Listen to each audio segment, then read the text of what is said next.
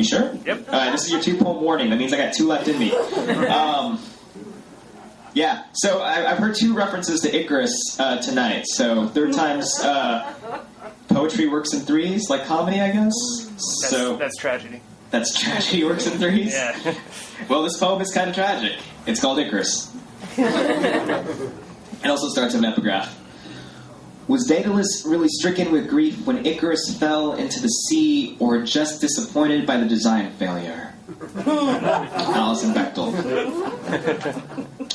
1. My father once told me he knew how to ride a unicycle. I can't imagine him balancing on one wheel. A clown riding down the block again and again, performing for neighbors and friends as they watched in awe of his foolishness, waiting to see if he'd lose it and fall. I asked if he still knew how. It's not like riding a bicycle, he said. You forget. 2. Uncle Bill died, my father informs me via text message. I hardly remember my great uncle. He hated the name William, wanted us to call him Bill or Billy, said William was his father's name. It felt bitter and metallic on his tongue, a worn penny mistaken for candy. I wonder if this is the same reason my father, named for his father, went by Dick rather than Richard. The service is Friday morning. Can you make it? My father asks. I'll try, I say. 3. There are ghosts haunting the silence I've grown accustomed to in our conversations. They linger longer than usual before a heavy question. So what are your plans after you finish school? Poetry isn't the response he wants. It doesn't come with a business plan. He sees it gaining little interest, unable to cover the cost of living, let alone dying. You know, if you die, we'll be left with your debt. Words form angry mobs in the back of my throat that want to storm the castle walls my father has built between us. I swallow them instead. All I can say is, don't worry. 4. He does worry. I don't know if it's the money or my falling which scares him more. I like to think he's disappointed in himself for forgetting, for becoming the man he swore as a son he wouldn't, wanting for me his own flawed designs. Sorry, he did not name me after him.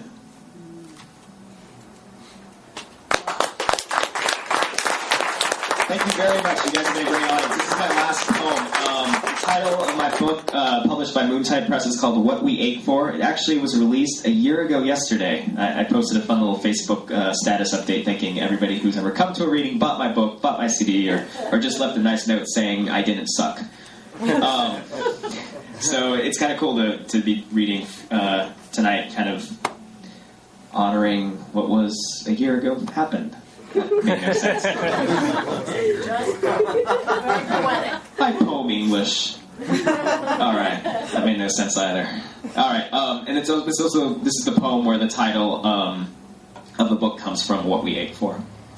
It's in 2 parts. It's called Tandem. 1.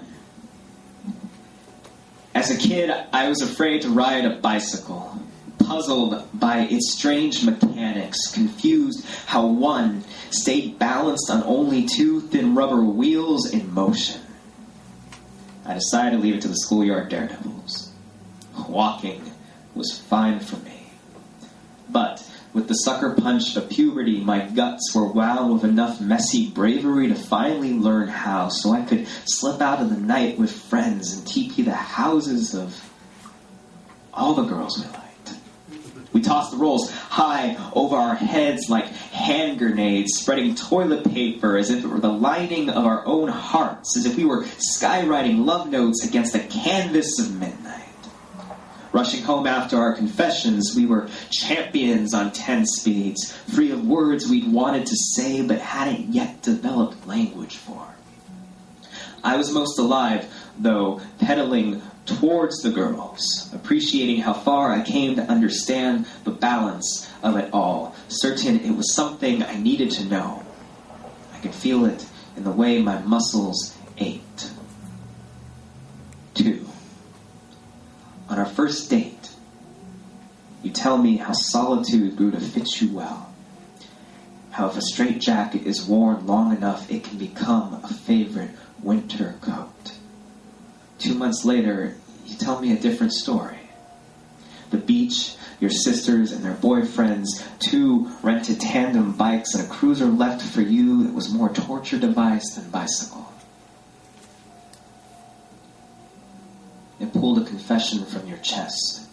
The word lonely escaped like a ghost through the walls of your rib cage and has haunted you since. Hearing this, I want to hold you with more arms than I have.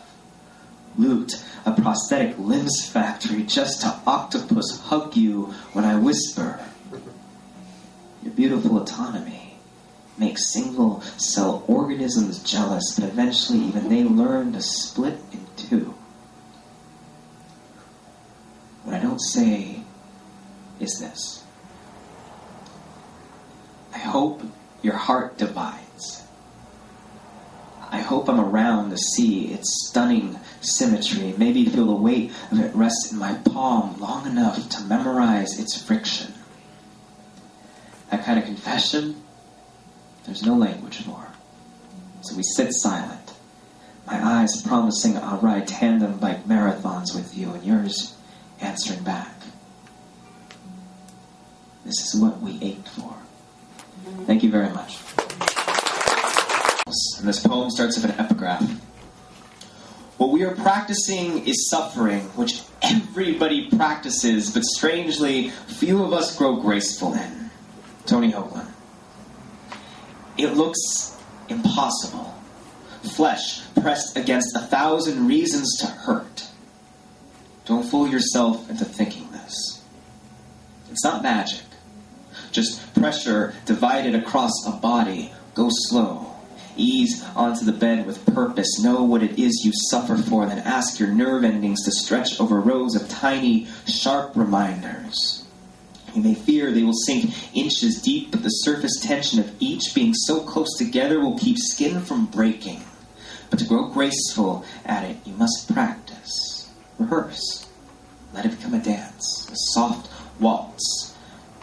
Trace a hand over the nails. Feel each slight scrape tingle your palm like static. Imagine this electricity is not from waiting metal teeth, but from taut dress fabric hugging the small a lover's back you've yet to meet. Convince yourself of this until you forget the teeth altogether. So when you must finally perform for a crowd all anxious and rowdy, they will be hushed, awe-stricken by your daring act, by just how effortless you make suffering appear.